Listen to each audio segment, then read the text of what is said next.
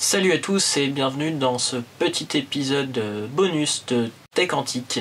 Comme je vous avais fait un petit épisode très rapide sur les cassettes audio, j'ai eu un commentaire par rapport à une petite photo qui tourne depuis un certain temps sur les réseaux sociaux. Et donc j'avais envie d'en faire une vidéo. Cette vidéo, on va rendre à César ce qui est à César. Elle a été très inspirée d'une vidéo qui a été faite par Techmoan en collaboration avec Lazy Game Review. Vous allez voir pourquoi. Je vais parler donc cette fois-ci de cassettes audio et on va parler du lien étrange entre la cassette audio et le crayon de papier.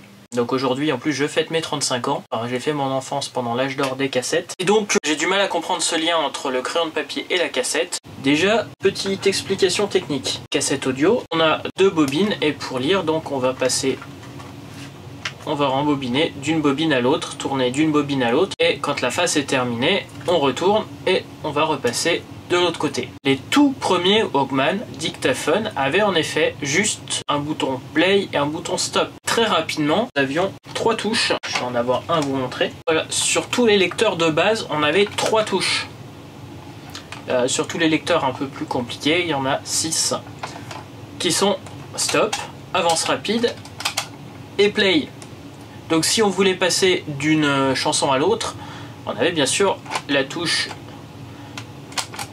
retour rapide et si on voulait faire un avance rapide, eh bien on retournait la cassette, on la mettait de l'autre face et on faisait un retour rapide et puis on remettait sur la bonne face. De l'autre côté, l'autre souci qu'on pouvait avoir avec les cassettes, quand le mécanisme était abîmé, qui n'était pas entretenu ou la cassette en mauvais état, eh bien je vais en prendre une qui a peu de valeur, on pouvait se retrouver avec une bande complètement distendue. Alors là, je sais pas si ça se voit, en fait il y a la bande qui se balade dedans, et voire même s'il y a des nœuds, elle se prend dans le mécanisme va tirer la bande par le bas, et vu qu'il n'y aura rien à rembobiner, et bien ça va sortir et se mettre dans le mécanisme. Et donc le lien avec le crayon de papier, peut-être pour dessiner sur la jaquette.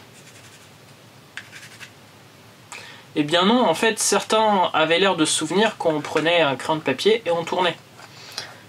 Je vais prendre un crayon de papier avec une forme hexagonale. Eh bien, vous pouvez vous amuser. Vous êtes obligé de faire un bidouillage pas possible pour pouvoir tourner quoi que ce soit. Le crayon de papier est trop petit.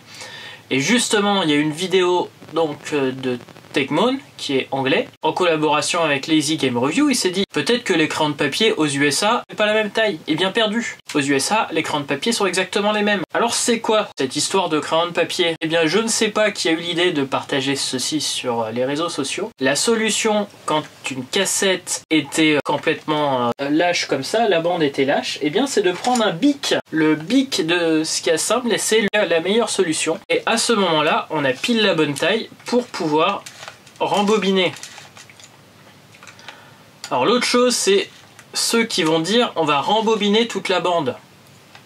Eh bien, dès les années 70, c'est ce qu'on a dit, on avait le bouton avance et retour rapide, même sur les Walkman, même si ça bouffait de la pile. Et si vous vouliez débobiner, embobiner toute la bande comme ça, déjà c'est une catastrophe parce que c'est pas régulier du tout. Et 2, on a 90 mètres de bande. Donc je pense que vous y passiez très longtemps. Autant dire que si vous voulez le faire au crayon de papier, eh bien vous allez y passer très longtemps.